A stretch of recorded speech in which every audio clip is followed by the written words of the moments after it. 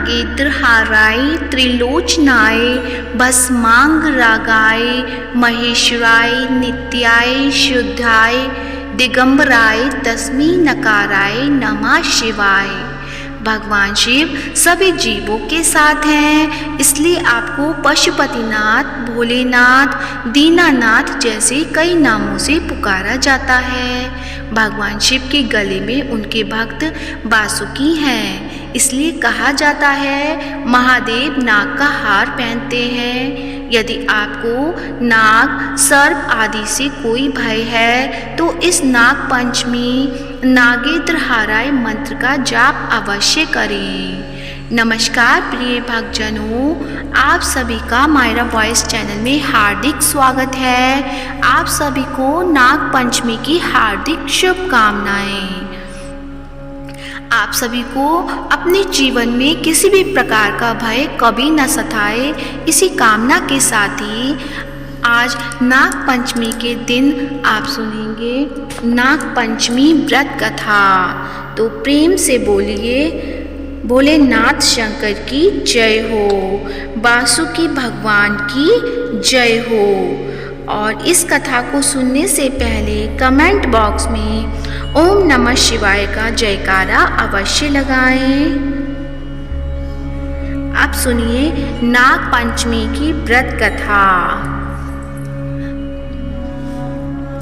प्राचीन काल में एक सेठ जी के 7 पुत्र थे। 7 के विवाह हो चुके थे। सबसे छोटे पुत्र की पत्नी श्रेष्ठ चरित्र वाली थी, विदुषी और सुशील थी, परंतु उसके भाई नहीं था।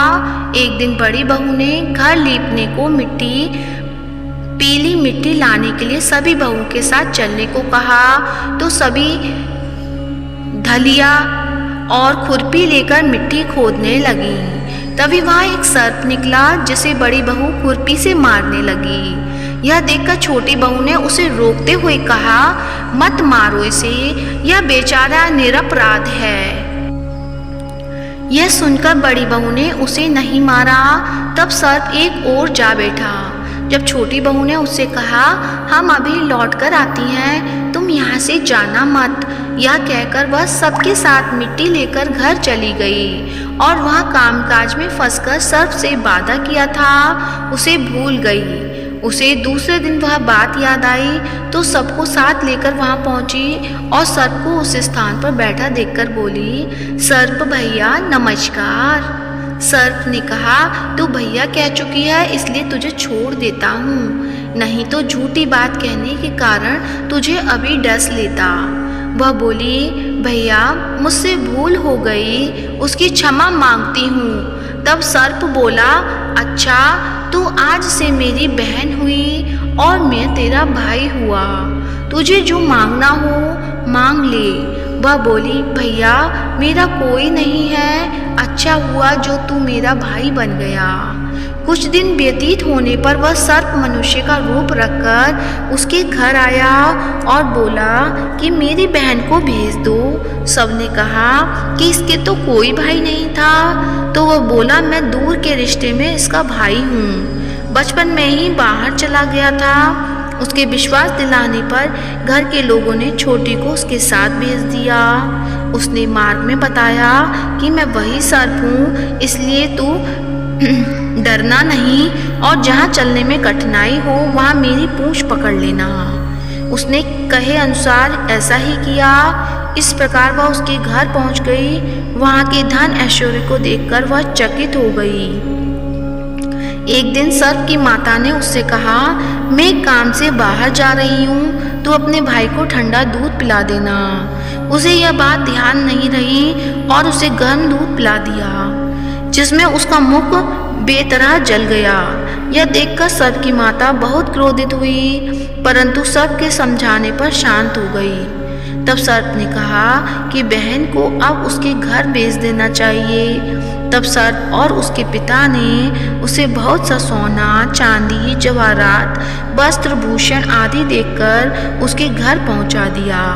इतना ढेर सारा धन देखकर बड़ी बहू ने ईर्ष्या से कहा, भाई तो बड़ा धनवान है, तुझे तो उससे और भी धन लाना चाहिए। सर्प ने यह वचन सुना तो सब वस्तुएं सोने की लाकर दे दी। यह देखकर बड़ी बहू ने कहा, इन्हें झाड़ने की झाड़ू भी सोने की होनी चाहिए।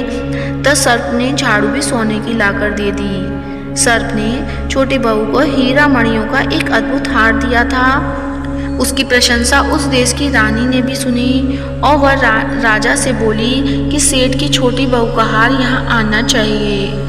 राजा ने मंत्री को हुक्म दिया कि उससे वह हार लेकर शीघ्र उपस्थित हो। मंत्री ने सेठ जी से जाकर कहा कि महारानी जी छोटी बहू का हार पहनेंगी, वह उससे लेकर मुझे दे दो। सेठ जी ने डर के कारण छोटी बहू से हार मांगकर दे दिया। छोटी बहू को यह बात बहुत बुरी लगी। उसने अपने सर्प भाई को याद किया और आने की प्रार्थना की। भैया, रानी ने हार छीन लिया है, तुम कुछ ऐसा करो कि जब वह हार उसके गले में रहे तब तक के लिए सर्प बन जाए और जब तक मुझे लौटा दे तब हीरों का और मणियों का हो जाए। सर्प ने ठीक वैसा ही किया। जैसे ही रानी ने हार पहना वैसे ही वह सर्प बन गया। यह देखकर रानी चीख पड़ी और रोने लगी। यह देखकर राजा ने सेठ के पास खबर भेजी कि छोटी बहू को तुरंत भेजो। सेठ जी डर गए कि राजा न जाने क्या करेगा। वे स्वयं छोटी बहू को साथ लेकर उपस्थित हुए। राजा ने छोटी बहू से पूछा, तूने क्या जादू किया है? मैं तुझे दंड दूंगा। छोटी बहू बोली, राजन, धृष्टता क्षमा कीजिए, यह हार ऐसा ही है कि मेरे गले में हीरों और मणियों का रहता है और दूसरे के गले में सर्प बन जाता है। यह सुनकर राजा ने वह सर्प बना हार उसे देकर कहा, अभी पहनकर दिखाओ। छोटी बहू ने जैसे ही उसे पहना वैसे हीरो मणियों का हार हो गया। यह देखकर राजा को उसकी बात पर विश्वास हो गया और उसने प्रसन्न होकर उसे बहुत सी मुद्राएं भी पुरस्कार में दी। छोटी बहू अपने हार और इन सब सहित घर लौट आई। उसके धन को देखकर बड़ी बहू ने ईर्ष्या के कारण उसके पति को सिखाया कि इस छोटी बहू के पास कहीं से धन आया है। यह सुनकर उसके पति ने अपनी पत्नी को बुलाकर कहा, ठीक ठीक बता कि यह धन तुझे कौन देता है। तब वह सर्प को याद करने लगी। तब उसी समय सर्प ने प्रकट होकर कहा, यदि मेरी धर्म बहन के आचरण पर संदेह प्रकट करेगा तो मैं उसे खा लूँगा। यह सुनकर छोटी बहू का पति बहुत प्रसन्न हुआ और उसने सर्प देवता का बड़ा सत्कार किया। उसी दिन से नागपंचमी का त्योहार मनाया जाता है और स्त्रियां सर्प को भाई मानकर उनकी पूजा करती हैं। तो प्रेम से बोलिए, हर हर महादेव, वासुकी भगवान की जय हो। उम्मीद करती हूँ आज का वीडियो अच्छा लगा होगा। वीडियो अच्छा लगा है तो वीडियो को लाइक करें, शेयर करें और चैनल को सब्सक्राइब करें। धन्यवाद।